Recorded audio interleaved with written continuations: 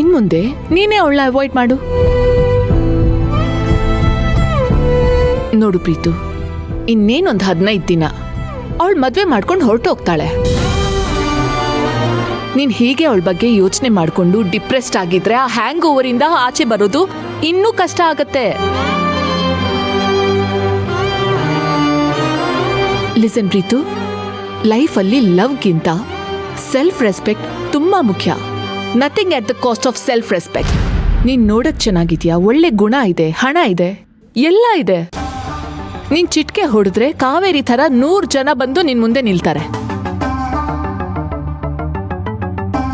ನಮಗೆ ಮೋಸ ಮಾಡಿದವ್ರಿಗೆ ಬುದ್ಧಿ ಕಲಿಸ್ಬೇಕು ಅಂದ್ರೆ ನಾವ್ ಲೈಫಲ್ಲಿ ಏನಾದ್ರೂ ಅಚೀವ್ ಮಾಡಿ ಅವ್ರಿಗಿಂತ ಟಾಪ್ ಅಲ್ಲಿ ಹೋಗಿ ನಿಲ್ಲೋದು.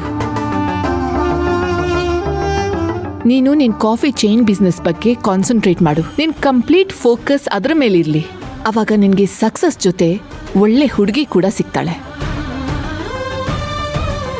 ನೀನು ಡೈಲಿ ಆಫೀಸ್ಗೆ ಹೋದ್ರೆ ತಾನೆ ನಿನ್ಗವಳು ನೆನಪಾಗಿ ನೋವಾಗೋದು.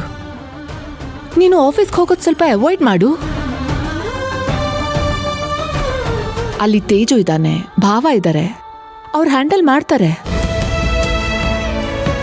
ಯಾರು ಲೈಫಲ್ಲಿ ಕೆಲ್ಸದ ಮೇಲೆ ಕಾನ್ಸಂಟ್ರೇಟ್ ಮಾಡಿ ಅದ್ರ ಮೇಲೆ ಫುಲ್ಲಿ ಫೋಕಸ್ಡ್ ಆಗಿರ್ತಾರೋ ಅವ್ರ ಮೈಂಡನ್ನ ಯಾರು ಡಿಸ್ಟರ್ಬ್ ಮಾಡೋದಕ್ಕಾಗಲ್ಲ.